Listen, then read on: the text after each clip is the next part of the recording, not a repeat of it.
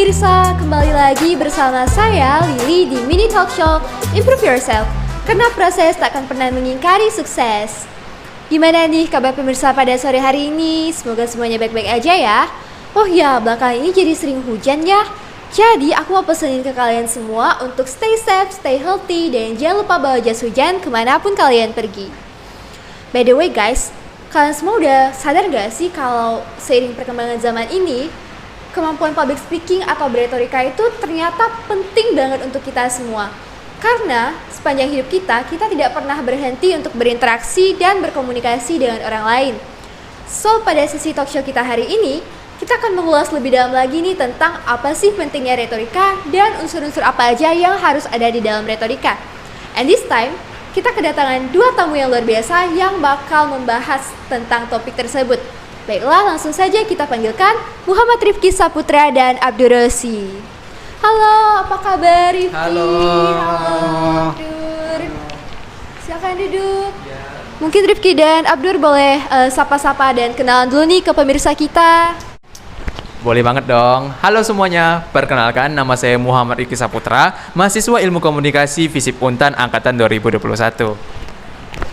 Halo semuanya, perkenalkan nama saya Abdur Rosi, mahasiswa Ilmu Komunikasi FISIP Untan Angkatan 2021.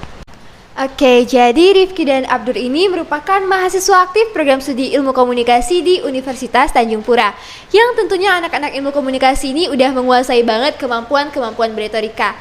Jadi langsung saja untuk Rifki dan Abdur mungkin boleh share sedikit banyak pengetahuan kalian tentang retorika kepada pemirsa kita. Oke, mungkin saya mulai dari pengertian retorika dulu aja kali ya. Boleh. Oke, jadi retorika itu adalah seni berbicara di depan umum. Nah, retorika ini bisa dilakukan oleh siapa aja dan di mana aja. Saya di sini yang senang duduk dan berbicara kepada pemirsa sekalian, itu udah termasuk retorika loh. Kenapa? Karena saya di sini mempersuasi dan menarik perhatian dari kalian semua untuk bisa mendengarkan apa yang saya sampaikan gitu. Oh gitu, jadi saya yang memandu acara ini dari tadi ini termasuk beretorika nggak sih sebenarnya? Termasuk dong, karena si Lili ini menyampaikan apa yang ingin disampaikannya kepada pemirsa sekalian, dan pemirsa sekalian itu memfokuskan perhatiannya kepada si Lili ini gitu. Ternyata retorika itu se-fleksibel itu ya pemirsa. Kalian bisa memulai beretorika di ruang lingkup manapun, mau dari ruang lingkup yang lebih kecil hingga ke ruang lingkup yang lebih besar. Nah, untuk unsur-unsur dalam retorika ini, kira-kira apa aja sih yang harus ada di dalam retorika? Unsur-unsur retorika, sebenarnya unsur-unsur retorika ini nggak beda jauh ya sama unsur-unsur komunikasi, yaitu terdapat pembicara, lalu ada audiens atau pendengar, serta pesan yang akan disampaikan. Oke, jadi tadi ada pembicara, ada audiens atau pendengar, serta ada pesan yang ingin disampaikan. Nah, untuk masing-masing unsur ini ada nggak syarat dan ketentuan khususnya supaya proses retorika itu bisa berjalan dengan efektif? Yang pertama mungkin tentunya pembicaranya sih ya. Jadi pembicara ini sebenarnya kunci dari bagaimana retorika itu bisa tersampaikan secara efektif. Jadi biasanya nih, pembicara yang cerdas itu biasanya akan lebih peka terhadap apa yang terjadi pada audiensnya, yaitu reaksi yang ditimbulkan oleh audiensnya begitu. Nah, dengan begitu, ketika sesuatu terjadi pada audiensnya, si pembicara ini bisa langsung segera merubah strategi retorikanya gitu. Oke, gimana sih ilustrasi untuk pembicara yang peka ini? Kan selama ini kita taunya kiranya cuma doi kan yang harus peka. Betul juga. Ilustrasinya gini deh.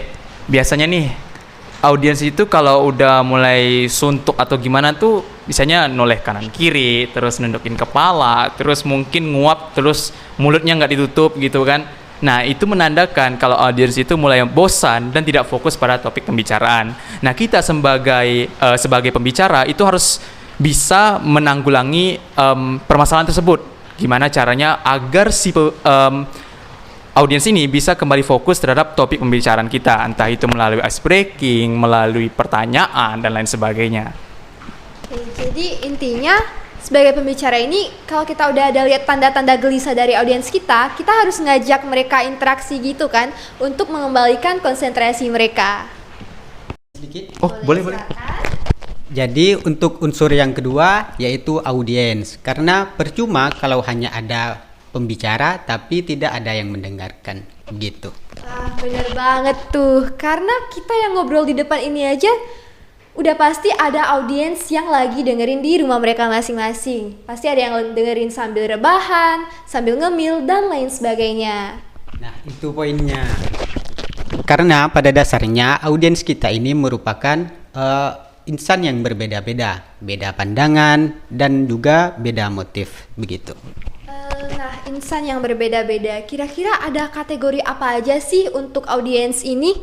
Oh, ada dong. Nah, kategori yang pertama itu adalah halayak tidak sadar. Nah, halayak tidak sadar ini adalah mereka yang tidak tahu menahu tentang apa isi yang dibicarakan oleh pembicara, dan mereka itu juga nggak tahu tujuan retorika itu untuk apa gitu. Oh, jadi kalau halayak tak sadar ini adalah kayak mereka yang ikut-ikutan aja tanpa tahu esensi dari retorika itu. Mereka ikut-ikut aja. Oke.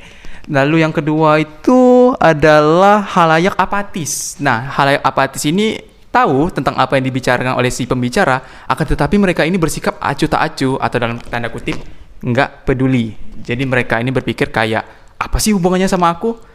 Lah ngapain aku dengerin sini seorang gitu.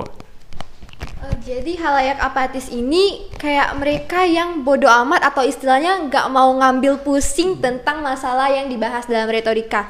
Nah, kalau begitu artinya tujuan retorika nggak akan tercapai dong ya kalau kita tidak berhasil untuk menginfluence halayak apatis ini.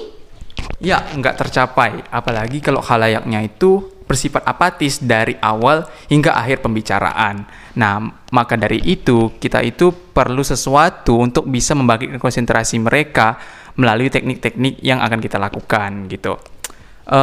Langsung lanjut ke yang ketiga aja kali ya. Itu adalah halayak tertarik tapi ragu. Nah, halayak ini tuh nggak berbeda jauh sama yang sebelumnya. Mereka ngerti dengan apa yang disampaikan pembicara, tapi mereka ini ragu untuk mengambil tindakan. Lalu untuk yang terakhir itu adalah halayak yang bermusuhan. Nah, ini nih yang jadi tantangan bagi si pembicara dalam menyampaikan retorika.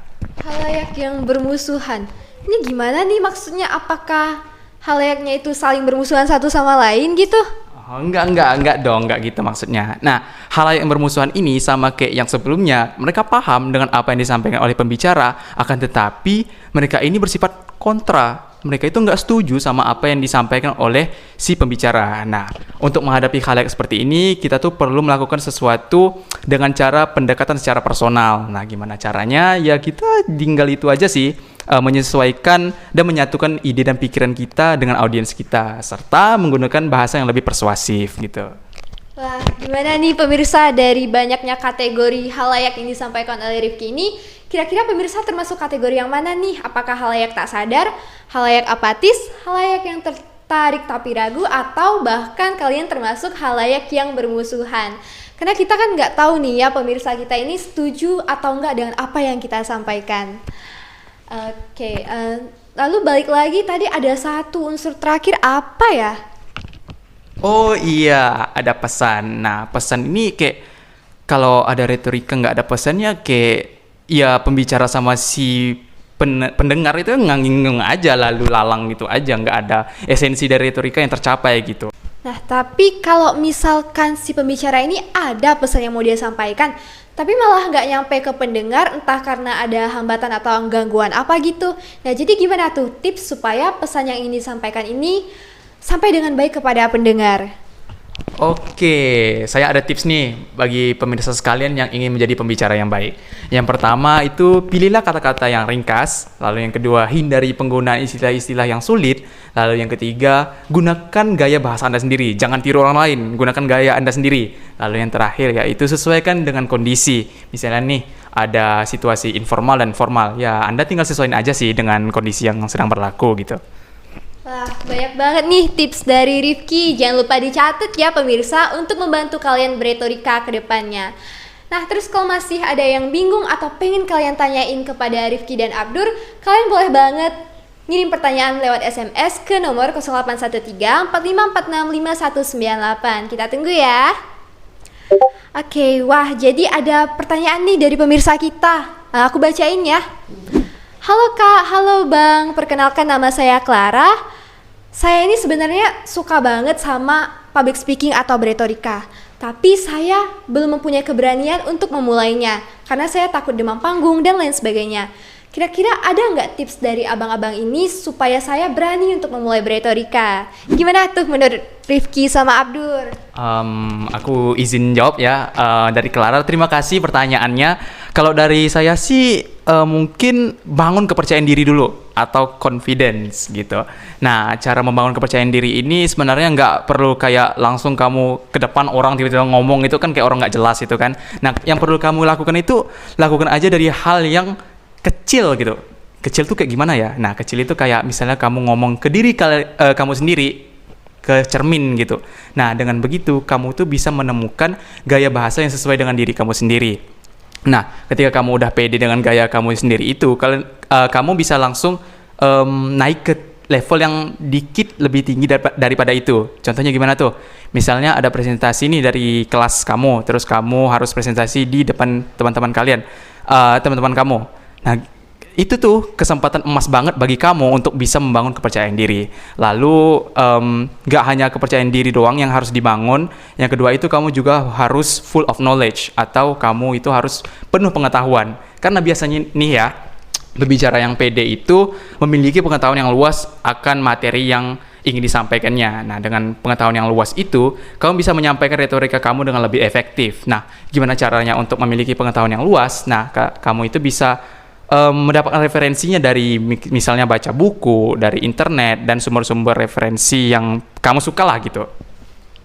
Oke, siap. Jadi poinnya tadi adalah yang pertama bangun kepercayaan diri atau confident, dan yang kedua adalah full of knowledge. Gimana nih Mbak Clara? Semoga bisa menjawab pertanyaan kamu ya. Oke, jadi dengan berakhirnya sesi tanya jawab, maka berakhir pula sesi talk show kita pada hari ini. Terima kasih banyak untuk Rifki dan Abdur karena telah bersedia menemani pemirsa dan udah sharing materi yang bermanfaat. Semoga materi dari Rifki dan Abdur bisa diterapkan dalam kehidupan sehari-hari. Dan jangan lupa untuk saksikan terus Mini Talk Show Improve Yourself di channel kesayangan Anda. Saya Lilianti, mohon izin undur diri. Terima kasih dan sampai jumpa di sesi talk show selanjutnya. Dadah!